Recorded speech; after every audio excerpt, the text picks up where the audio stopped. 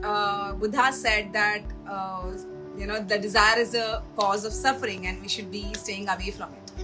Now, when Buddha said that, what he meant was any sort of a desire that you are asking for or you want for, there are two things are there, right?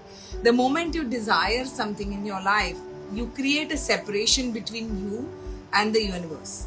So what Buddha came from the space of there is no separation. There's Aham Brahmasmi, that is you are the universe. So there is no separation. So the moment you put out a desire, you are telling yourself that you are separate. So that's first thing. And the moment you become separate from the source, you start feeling the pain and pleasure. And the moment you start feeling pain and pleasure in your space, you go back to the basic instincts of an animal where you start feeling the suffering. Because if someone in your life, any desire you want to manifest in your life, if it comes to you, you're going to be ecstatically happy about it and you're going to attach that pleasure ego to it.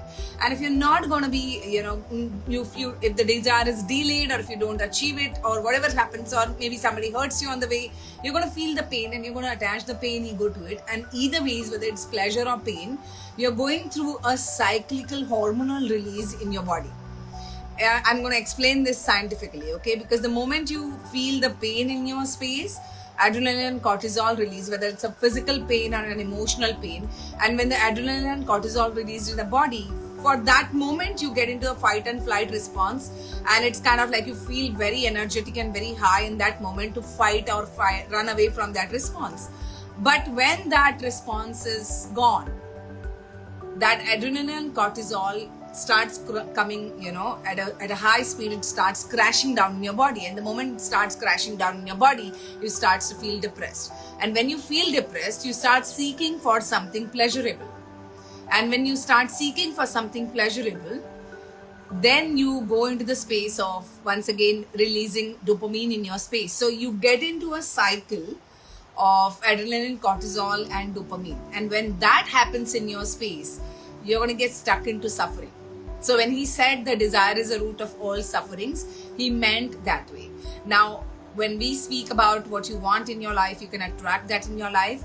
And when you attach those things to the higher purpose, and that purpose could be connected to the adding value to this world, knowing from the space of you're not separate, but you're part of this universe and you're just executing the plan of the universe. So you're not attaching any sort of a emotion or any sort of, I would say rather, not more than emotion, like how Krishna said, karmanne vadikaraste ma phaleshu kadachana. So karmanne as in your action, if you keep taking your actions that you need to do as a doer, but you become an observer to the outcome, to the result that's you're expecting. And if you focus only on the actions that you have to take, you can get out of this whole suffering that you feel, because then you're not attaching yourself to the outcome. You're simply taking the actions at 100%, at the fullest, playing your highest game, playing at excellence and playing at the high standards. Now that is something that is a personality that you become. And when you become that personality, you automatically start producing the results that you want. But having said that, to get into that state, you have to first disassociate yourself from the outcomes that are coming in your space. So, Jay Lakshmi, thank you for that question. How to forgive someone who is not involved and because of them, people who are alive are still suffering? So, Dipti, I actually answered this question when someone asked me about the self-love in the beginning. Praveen, I think. So, how to forgive someone who is not in the world, and because of them, people who are alive are still suffering.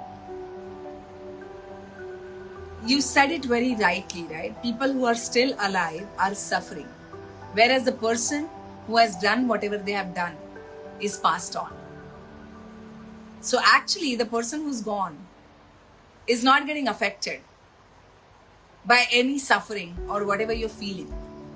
It's like somebody boiled a hot water pot and a boiling water in that hot pot, and that person brought that boiling water pot to you and gave it to you, and you are holding on to that pot and sitting like this While you're burning your body, you're burning everything, you're holding on to that pot and you're still thinking, that person has given it to me and that person has given it. Imagine what a mental and physical space is occupying in your space, whereas this person is gone from the world. So actually, you don't forgive somebody who's done this to you. You forgive yourself for holding on to that memory and that hot pot. So you don't forgive people, those who are passed on. They're gone. Maybe energetically you can cut the cords with them. You can imagine, you can close your eyes, you have a cord connected with this person. You may see it at the heart level or you may see it at the stomach level. You will see a cord connected, and you know what you can do is you can imagine like you're cutting the cord. Like you take a pair of scissors, you cut the cord as close to as your body possible, and then burn the cord so that it's gone. And then apply a little, all this is energetically, okay? Like just apply a little bit of green balm or a healing balm to heal that wound that you have. And you can do this every single day before you go to sleep. And you can actually direct your subconscious mind to heal you from that experience while you're sleeping. And subconscious will start taking action. But having said those things, I'm giving you the process to do this. Having said that, the deeper forgiveness that you need to do it to yourself, to hold on to that pot and still carrying on with that suffering. Because this is something that's taking your mental space. This is something that is bothering you, and you're continuing to on that journey again. You have not yet let go of that event that happened. Now you're not able to let go of that event that happened because your brain, your logical brain, cannot make sense of that event or the behavior of the person. So it's okay. It's okay what is happening. It's okay what your brain is feeling or what you're feeling in your heart. But what is more important is the moment you let go of that person by doing this process, then real journey starts of forgiving yourself. So ask yourself a better question, that how can I forgive myself from that experience? And how can I forgive myself so that I come out of this suffering? So I know you are a ultimate success mastery champion, so you have many processes to do so. At the same time, what you can do is you can start writing letter. Take a pen and paper and write a letter to this person. And first express everything that you're feeling and how everybody else is suffering because of this. And when you write these letters, and you write this letter every single day, and let it flow from your space, initially it may be very bitter, but as you keep doing this every single day, as the days pass by, you will observe that your emotions are settling down. You could express what you're feeling.